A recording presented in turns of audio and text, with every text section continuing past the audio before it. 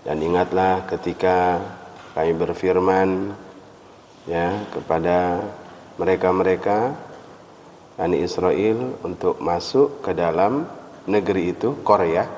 Fakulu, maka makanlah minha, di dalam negeri itu, haitsu syi'tum ragada. Jadi disuruh menikmati sesukanya. Jadi ini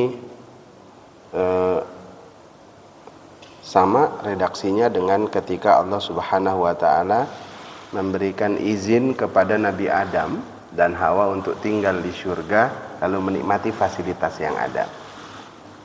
Uskun anta wa zawjukal jannah wa kula minha ragadan haitsu syi'tuma, ya. Ini redaksinya sama-sama diberikan fasilitas yang luar biasa. Wadkhulul baba sujada, masuklah ke dalam negeri itu, yang dimaksud adalah Palestina, Baitul Maqdis, ya, sujadan, dengan bersujud. Sujud itu artinya apa? Kerendahan hati. Masuk enggak petentang-petenteng. Jadi masuk dengan kerendahan hati, dengan hati yang bersih, ya.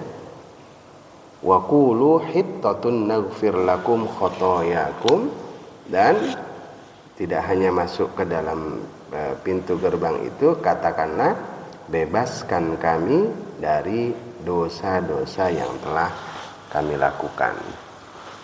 Ini masuk ke dalam Baitul Maqdis dengan bersujud, sujadan, rendah hati. Nah, dalam sejarah di tanah Jawa, Kanjeng Sunan itu bikin gapura. Untuk masuk ke sebuah desa dibikinin gapura. Berasal dari kata ghafuro, artinya pengampunan. Nah, ini maksudnya, Pak. Jadi masuk ke dalam sebuah desa biar dapat pengampunan.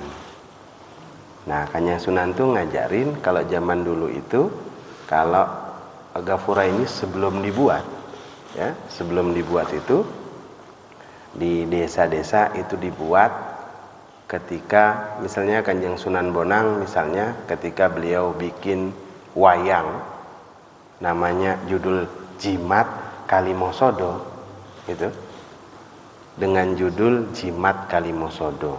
Orang yang mau masuk nonton wayang lewatin gapura itu, Pak, sambil nunduk. Nah, ini kisahnya nih diambilkan dari hal seperti ini sama Kanjeng Sunan. Itu luar biasa cerdasnya, Pak. Sunan Bonang begitu tuh. Peninggal. Jadi orang masuk lewatin gofuro, ya. Maksudnya mereka udah masuk, nanti mengarah kepada jalur pengampunan. Ya. Nah, akhirnya apa? Di dalam dia belajar apa? Nonton wayang. Karena orang Jawa dulu senengnya kan wayang, Pak. Diikutin aja sama Kanjeng Sunan tuh. Urusan wayang. Dibuatlah sebuah tokoh. Ya, diceritakan sebuah raja yang sangat baik, luar biasa, perang kesana kemari, menang terus. Ketika ditanya, Anda kok menangan? Hebat banget. Punya pegangan apa? Nah, kata orang Jawa, pegangan itu jimat. Si raja bilang, saya punya jimat Kalimosodo. Orang Jawa, Pak, nggak bisa kalimat syahadat, maka Kalimosodo. Emang lahjahnya, Pak, lahjahnya orang Jawa yang udah lama zaman dulu, alhamdulillahirabbil ngalamin. Memang lahjahnya, Pak, enggak di ini, memang enggak disengaja. Wow, baca Quran ngalamin yang bisa gitu. Kalau enggak bisa, ya enggak bisa. Sebagaimana orang Sunda, kalau fa'anzalna, pa'anzalna, kan gitu, Pak. Namanya lahjah. Lahjah itu semua orang punya kekurangan. Orang Aceh, sirotol ladzina, dia enggak sirotol. Nah, gitu. Gitu, Pak Bet, ya. Memang gitu, Pak. Punya itu masing-masing. Orang Betawi, ya, orang Betawi enggak bisa zai.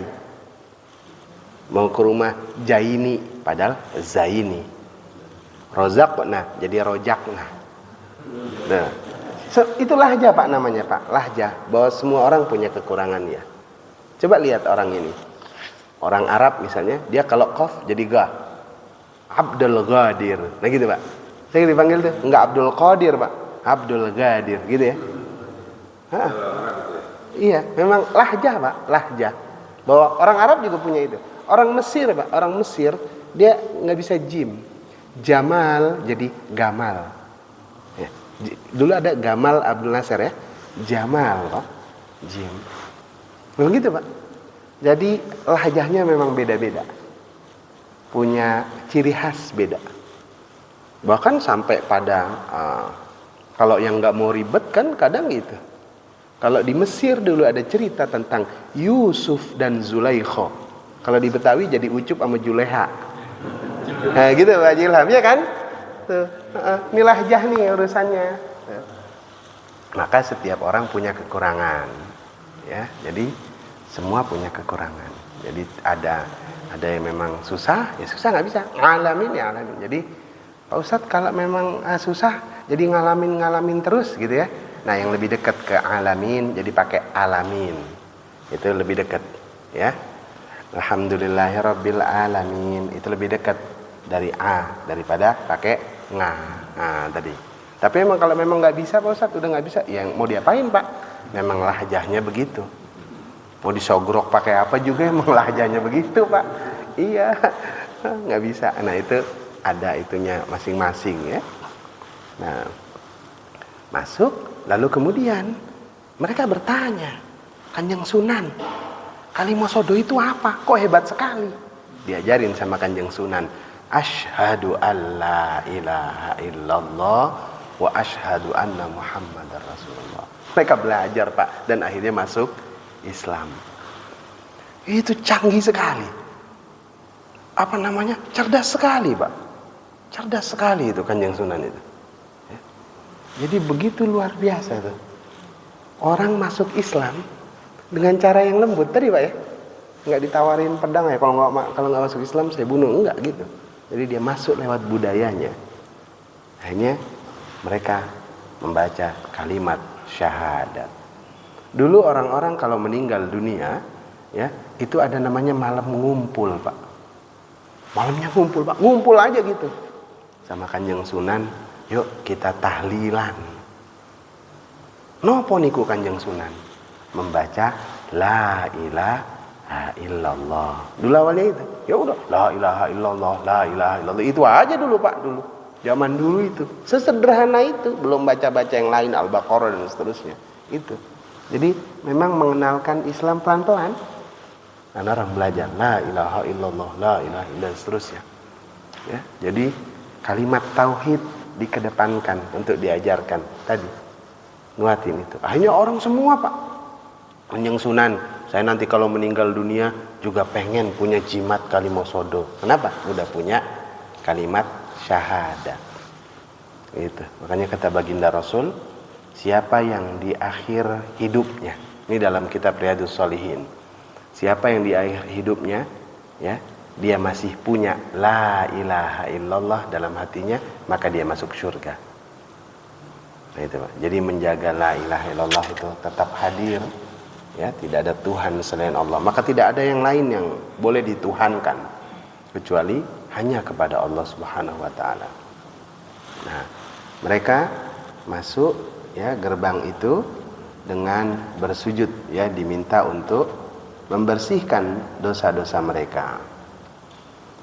Wasanazidul muhsinin, dan kami tambahkan untuk orang-orang yang baik, al-muhsinina, kebaikan untuk mereka. Fabaddalal ladzina dzalamu qaulan ghairal ladzi qila lahum. Nah, ini menarik nih. Lalu yang zalim tadi mengganti, fabaddala, kemudian mengganti alladzina, orang-orang zalamu yang zalim tadi, qaulan, dengan perkataan ghairal ladzi qila lahum, ya, yang memang tidak diperintahkan kepada mereka.